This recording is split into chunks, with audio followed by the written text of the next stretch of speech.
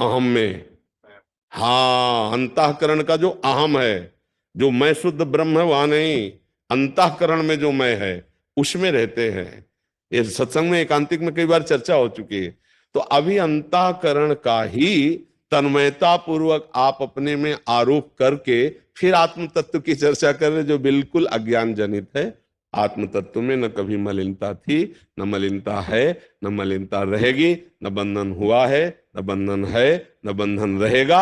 आपने अपने आप को भूल करके अपने को प्राणी मात्र, स्त्री पुरुष शरीर देह मात्र मान करके अब मन आपके ऊपर हावी हो गया है। अब आपको सुधारने का अवसर दिया जाएगा। ये अवसर जो मानव देह में मिला है ना, सत्संग मिला है ना, अब अपने मन को पहले असत आचरणों से हटाओ।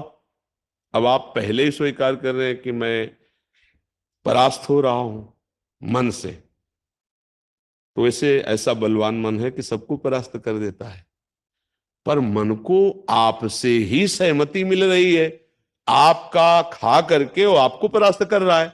समस्या तो ये समझनी है ना कि आपके बल से जो बलवान हो रहा है वो आपको ही पछाड़ रहा है। वो इसलिए पछाड़ रहा है, यद्यपि आपको पछाड़ नहीं सकता। आपने मन की बात को अपनी बात मान ली, इसलिए आप हार गए। जैसे मन कह रहा है ना कि मुझे अमुक भोग चाहिए, नेत्रेंद्री का, श्रवणेन्द्री का, घ्राणेन्द्री का, जनेन्द्री का, रसेंद्री का। अब आप मन की तो मानते नहीं है कि ये मन की मांग है। आप मांगते हैं मुझे आज ये भोजन चाहिए, मुझे आज ये भोग चाहिए, मैं ये देखना चाहता हूं। आपने इंद्रिय विलास और मन के विलास को अपना विलास मानकर दस्तखत कर दिया कि तुम पूरा शासन हम पे करो, तो आपको वो अधीन किए हुए है। ऐसा आप समझ रहे ना।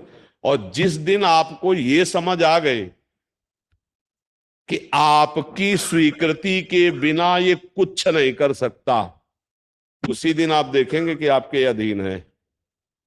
गलती हमसे जो हो गई उसका हम सुधार कर ले तो हम कभी मलिन हुए थे नहीं, मलिन है नहीं, मलिन होंगे नहीं। मलिन हुआ है हमारे विचार, हमारी गलती कि हमने अपने को शरीर मान लिया, अपने स्वरूप को भूल गए, अपने को आकार में फंसा लिया, अपने स्वरूप को भूल गए।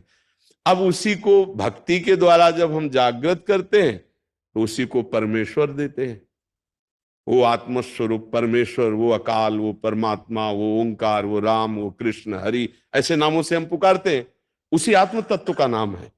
अब हम जपे राम राम हरि हरि कृष्ण कृष्ण वाहे गुरु राधा राधा, खूब जपे, अपने मन को एक बिंदु पे लगाना सीखें। और जब हमारा मन इनमें लगने लगेगा तो आप देखेंगे आपके अंदर एक आनंद की अनुभूति होगी। वो जब आनंद मिलेगा तो ये जहां जहां जा रहा था अभी तक उनसे घृणा हो जाएगी कि ये छक गया। मुझे नहीं चाहिए धोखेबाज भोग, नहीं चाहिए गंदी बात, नहीं चाहिए संसार के सुख। वो लौटेगा। अभी तो हम बातें कर रहे हैं लेकिन अंदर से मिठास है भोगों की। देखो, अपने लोग क्या है कि उसको अनुभव किए हैं। जैसे होता